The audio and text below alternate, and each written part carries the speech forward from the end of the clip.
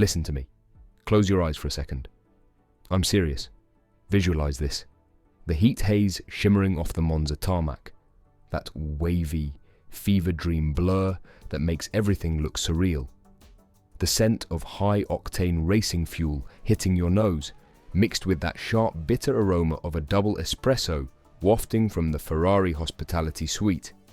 And man, above all else, that sound, that high-pitched, almost painful scream of a V12 engine, sounding like it's literally ripping the fabric of the universe apart. Look, this isn't just a racing team. If you're here, you already know the deal.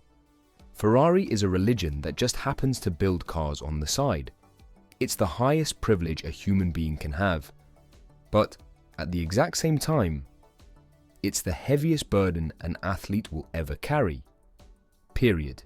Out here in California, or honestly anywhere else in the world, we see the red and we think glamour.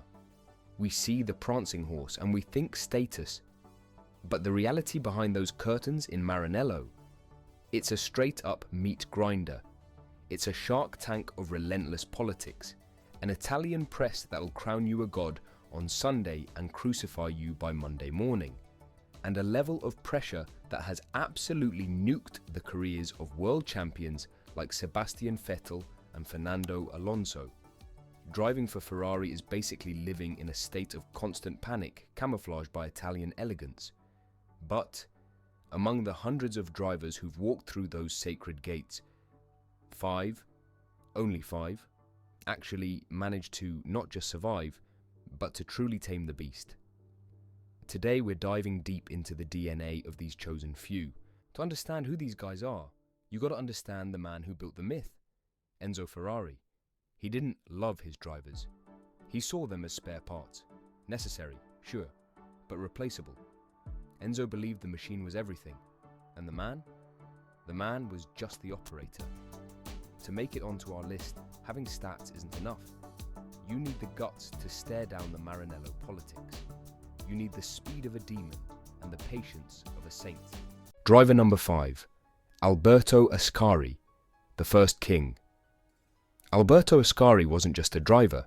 He was the blueprint for the brutal, romantic era of F1. Imagine a time with zero barriers, leather helmets, and seatbelts. Well, there weren't any. If you crashed, you wanted to be thrown out of the car, because staying inside meant burning alive. Ascari was the guy who gave Ferrari its first world titles in 52 and 53, and he did it with a level of paddock dominance that would make any modern driver look like a total rookie. He won 9 races in a row. 9. Think about that. In an era where cars would break if you just looked at them wrong. His bond with the team was mystical. He was super superstitious, and he knew that to win for Enzo, he had to be more clinical than the car's own engine. He proved Ferrari could take on the world. He was the first to carry the weight of Italy on his back and not crack. At least, not on the track. Driver number 4, Niki Lauda, the human computer. Fast forward to the 70s. Ferrari was a mess. Political chaos, slow cars, a total clown show compared to their glory days.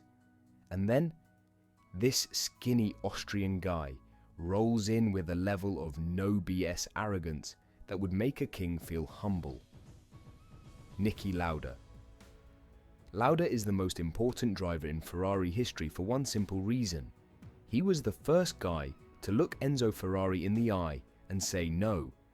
He called the car a piece of junk right to the old man's face. Nobody did that. Niki brought logic to the emotional firestorm of Maranello. While the mechanics wanted to work with passion, Lauda wanted to work with data.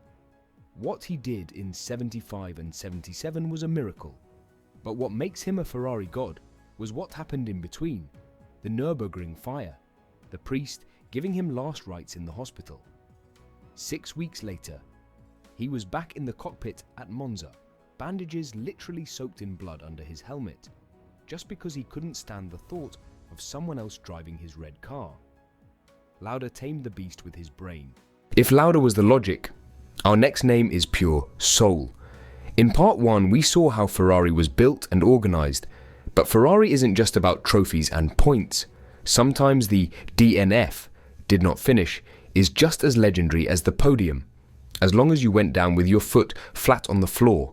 Driver number 3, Gilles Villeneuve, the Prince of Destruction. I know what you're typing. Gilles never won a world title. You're right, but if you bring that hot take to a dinner table in Maranello, you're getting kicked out of the restaurant. Gilles Villeneuve was Enzo Ferrari's favourite driver of all time. Why? Because Gilles drove every single lap like it was the last 10 seconds of his life. He didn't care about points. He didn't care about the championship. He cared about proving he was the fastest pilot on earth, no matter how bad the car was. Picture Dijon, 1979. The scrap with René Arnoux. Wheel to wheel, banging tyres, off the track, back on. That is Ferrari. It's irrational passion. Gilles took the car way past its physical limit. He won races in tractors that shouldn't have even finished in the points. Gilles is the reason people become F1 fans. He tamed the beast not with technique, but with insane courage. For the Tifosi, Gilles didn't die. He just stopped racing.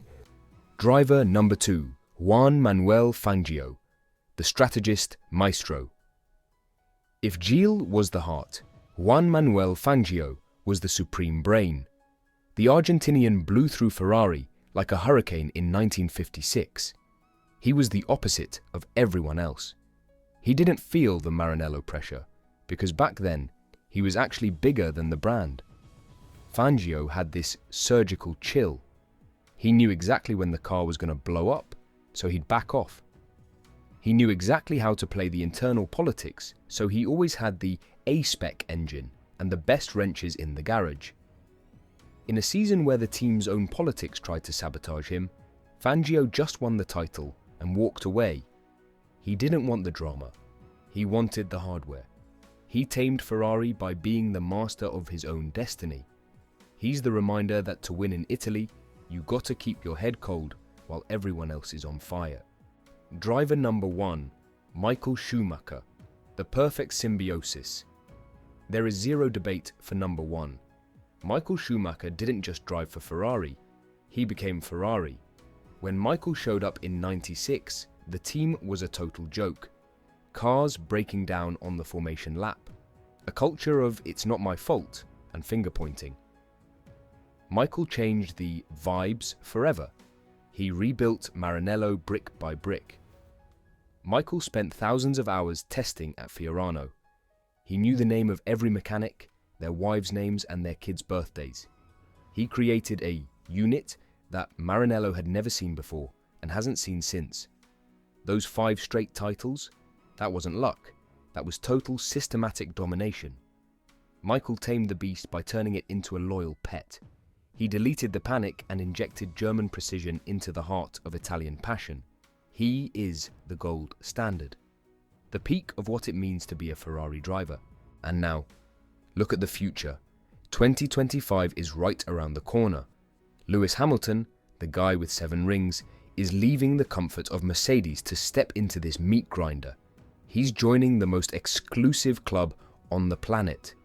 Does Lewis have what it takes to make this list? Will he be a Lauda, a Schumacher, or just another big name that Ferrari chews up and spits out? The grid today is brutal. Charles Leclerc is the crown prince, but he still doesn't have the crown. Ferrari is still that place where the dream turns into a nightmare in the 2.4 seconds of a botched pit stop. So, here's the call. I left Fernando Alonso out. I left Seb Vettel out. If you were the team principal today, and you had to rip up the contract of one of these 5 legends just to put Prime Alonso in that seat, who are you sacrificing? Don't just give me a name. I want your sporting director rationale. I want you to feel the weight of that decision. Drop your comment. Let's get into it like real F1 fans. See you in the paddock.